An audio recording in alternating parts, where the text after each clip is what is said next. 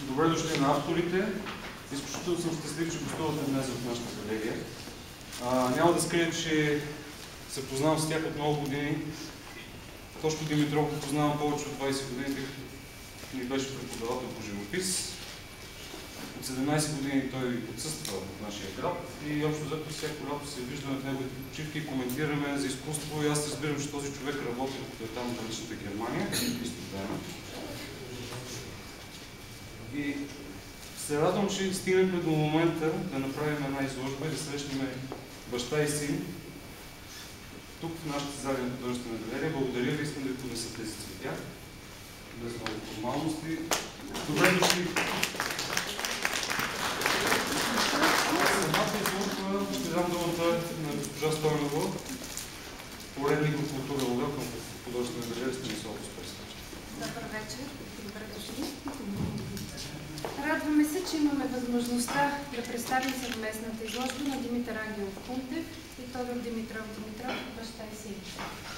Тази изложба е посветена на 85-та годишнина на Димитър Кунтев и има отчасти ретроспективен характер. Всички творби на автора са създадени през неговия повече от половин вековен творчески път в Пазарджик. Тодор Димитров син живее и твори от 1977 година в град Саарбрюкен, Германия. Представяме ви произведенията на Димитър Кунтев баща, първо с неговия малък автопортрет, започваме с него в залата, създаден през далечната 1956 година. Той е нарисуван в типичната за това време живописна техника – маслени бои, нанесени върху бронзиран картон. От тъмно-зеления фон изплува изображението на млад мъж, който е нарисуван в 3/4 профил с леко завъртяно дясно рамо. Неговият поглед е насочен към зрителя и излъчва самоувереността, характерна за младия човек. Тази самоувереност се вижда в маските, които изграждат изображението и са нанесени на един дъх върху картинното поле. Точно през тази 1956 година се създава и групата на пазарджишките художници, с чието съосновател е Димитър Кунтев. Тук са представени и част от рисунките на автора, създадени също в този ранен стадий в неговото творческо развитие. Всички те имат портретен характер, като между тях разпознаваме портрет на майка му Анна и неговия автопортрет, може да ги видите отзад на фона. Представяме и негови работи в областта на приложната графика, с които той е известен на широката публика, понякога без да се знае, че те са негови. В тази изложба откриваме множество запазени знаци на различни предприятия, съществували в град Пазарджик в периода между 60-те и 90-те години на миналия век. Освен емблематичен, те имат и ретроспективен, исторически характер за град Пазарджик. Част от тези проекти са участвали в националните изложби по приложна графика през периода 1973-1985 година в изложбен салон на Шипка 6 София. Представяйки ви картините на Тодор Димитров син, започваме с творбите, създадени в периода 1996-1997 година в град Пазарджик, непосредствено преди неговото заминаване за Германия. Това са трите творби, които виждате тук вляво на мен. Някои от тях познаваме от участието им в груповите изложби в нашия град. В тези картини откриваме типичната за автора техника, при която част от картината е изпълнена като са смесени маслени бои с пясък. Творбите са ясно структурирани, на големи цветни петна, върху които са изобразени реалистични форми. Във всяка една от картините откриваме хоризонт, който е разделен на две части. Този хоризонт е пресечен от изображения на жена или кентавър, както и други обекти, които имат както реалистичен, така и символичен характер с леки сюрреалистични нюанси. В новите работи на Тодор Димитров, създадени през последната 2013-2014 година в Германия, откриваме едно продължение на тази тенденция. Картините са изпълнени в един фотореалистичен формат. Хоризонтът продължава да съществува, но остава невидим за възприемащия творбата зрител. В тях са изобразени близки на автора хора, неговият син, съпругата му и неговите родители. Основната тема в творчеството на художника Тодор Димитров е философската, свързана с естествените процеси на развитие в живота. Тази тема не е натрапчива, но е доловима в представените произведения на художника. Младостта и самоувереността, характерни за младия човек, са изразени в творбата, посветена на неговия син. Портретът на него включва самоувереността и самочувствието на зрелия човек в зените на своето развитие. В портретите на родителите се долавя философската мъдрост за смисъла на живота, примесен с известна меланхолия. Художникът е успял да изрази паралелно и индивидуалният характер на всеки един от тях. Бащата с самовглъбен, мъдър поглед, но и с лек доловим скептицизъм, а майката с лек, закачлив, жизнен поглед и оптимистична усмивка. В експозицията са включени два натюрморта. В тях творецът показва новите тенденции на своето творческо търсене, свързани с уеднаквяването и унифицирането на модерния свят, в който доминира консуматорски елемент и индивидуализма изчезва.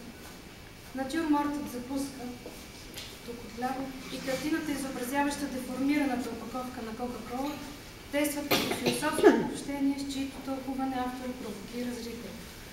Всеки може свободно да интерпретира посланието на художника чрез тези натюрморти. Сега ми позволете да дам думата на Константин Анастасов, за да представи Димитър Пунтев. Искам да застана върху тях двамата книги, по-скоро така.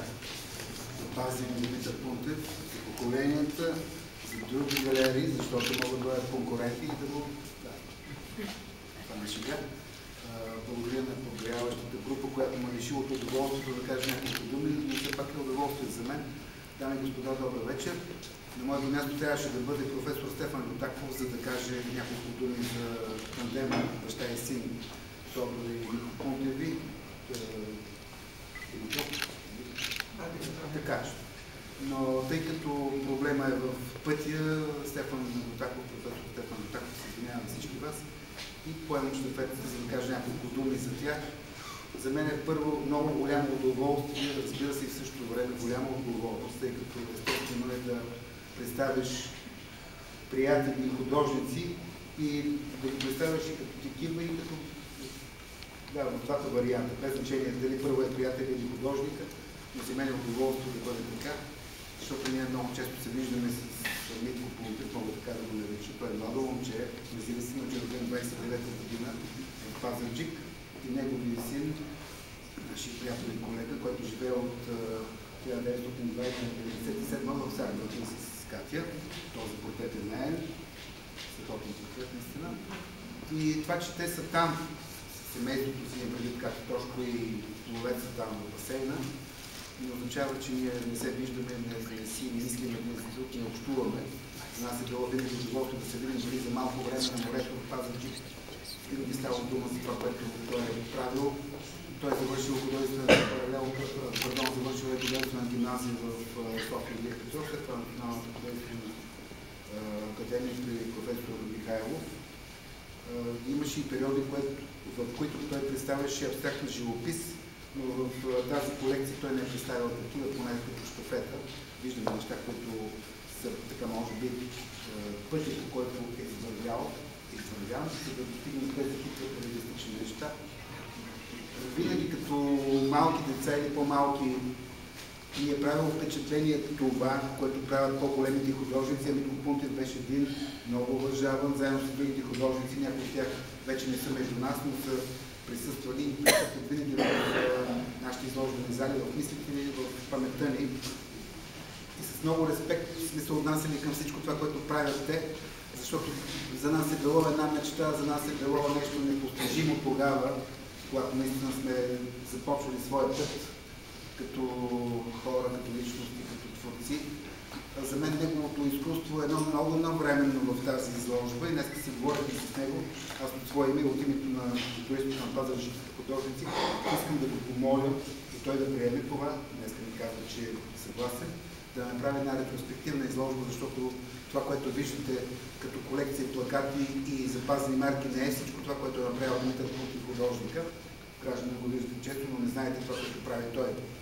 Това е едно воюващо изкуство, специално плаката и запазената марка са нещо, което младите хора може би и така отминават на лека ръка, а винаги той е между нас и винаги е повод да размишляваме. Запазената марка, плаката за мен са една синтезирана мъдрост, защото в същото време са едно синтетично цяло, защото в тях има шрифт, има цвят, има рисунка и най-вече те са обединени от това, което човек нарича дейност на компютърната зала горе. Митко е един свеж художник с много интересно мислени и специално мен много ме впечатляват неговите запазени марки, запазени знаци, които вече в съвременния наш език се налагат като лого, но това е без значение. Когато си говорихме с него, той казва, дали малко поколение разбира това, което правя аз. И така приятелски си казахме, че за да го разберат, трябва да бъде по-често на вниманието на тези млади хора, така че април месец си повядайте в изложена зала Георги Машев, където ще бъде направена една изложба, тя ще бъде ретроспективна, която ще представи в пълния си вид и така творчество Димитър Пунтов като художник. Тази стена, която виждате, лицето и разбира се, с чудесния портрет на Катя, на гърба ще видите няколко етюда, които показват Димитър Пунтев като един прекрасен художник, като един тънък познавач на човешката психология. Те са портрети с молитви. Той, както си говорихме преди малко, на времето е спирал модели, в смисъл мъже, разбира се. Той не се закача, защото Вера е тук. Тя е наша манта там. Вижте, обърнете внимание. Много хубаво. Как човек нарисува такива неща, като такава муза има до себе си.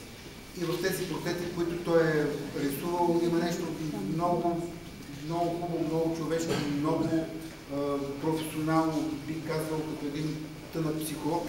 И аз благодаря на Тошко, че успя да покаже тези неща, защото за нас те са непознати. И това е много хубаво, че се решил и се убедил бащата да го направи.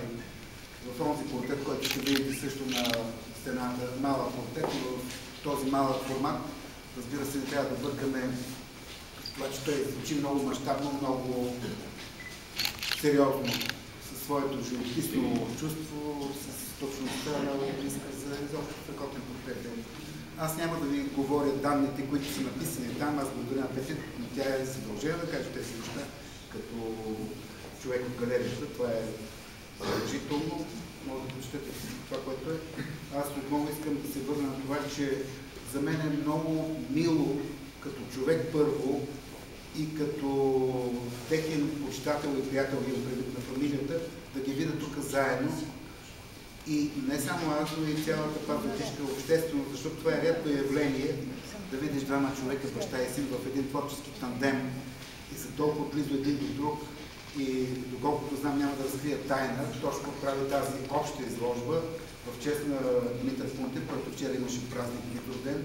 Да ни жите здрав, да се виждаме често, да се радваме на всички тези неща, които правим и да посрещаме трудностите с достоинство и търпение, разбира се. Няколко думи за Тошко, моя приятел. Напоследък е допуснал преда все повече прилича на художник, но в тази си поредица от нови картини за нас, защото тя е специално от Германия. Някои тях сме виждали, но новите картини са много внушителни в една изчистена такава почти монохромна гама. Той е успял да овладее и да разбие света до такава степен и да го направи част от психологическата трактовка, че звучат много внушаващо. И наистина в тези големи по формат и големи като внушение, но и много точни портрети, Тошко показва една нова страна, специално на мен като художник и като колега, което е много хубаво, защото човек трябва да се движи напред, не трябва да оставя на едно място. И както казват философите, пътя е всичко, не е самата цел. Той е постигнал неща, но той се движи напред. И е много силно впечатление да правят със своята тънка психология портрета на Вера Найденова, портрета на Димитър Пунтев, страхотно добре направени. В тази гама, тази психология, с това внушение страхотно. Няма да говорим за закуската, той вече е време за вечеряте, но тя би могла да накрая душите на хората, защото е толкова добре пипнато всичко, толкова добре е направено, толкова има някакъв елемент за качка, далеко гъдел, особено тази смачка на котия, която Петя казва, че страхотно внушава този консуматорски и мимолетен човешки момент, присъствие в нашето ежедневие.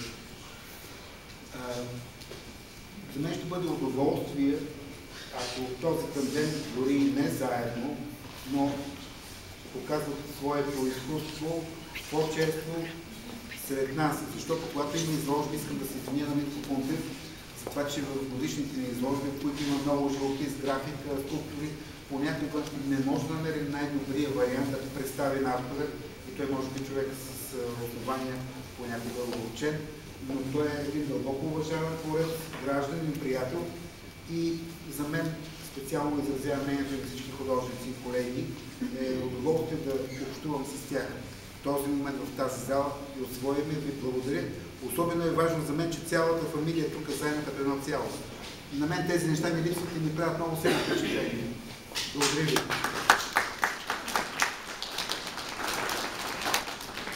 Сега ми позволете да поднесе своята изненада. Съпругата изнаха Катя. И всъщност Коцето, без да подозира какво съм подготвил, защото това наистина е една изненада, направи това обобщение. Тази вечер ние сме много развълнувани, защото това е едно много важно събитие според мен за град Пазарджик, защото за първи път се представят баща и син заедно, а приемствеността е изключително важна според мене, така както аз наследих моята майка в професията си.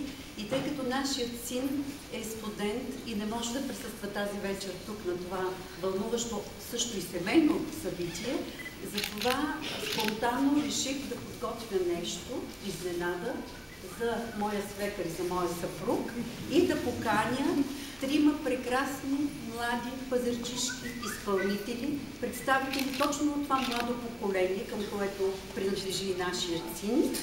И те ще поздравят, сега ще се извадя, за да не кажа нещо погрешно, едно листче, аз не обичам да държа листчета, но искам да ги представя. Може ли сега да им съобщиме? Те са там скрити, защото трябва да бъде изненада. Да. Това е дует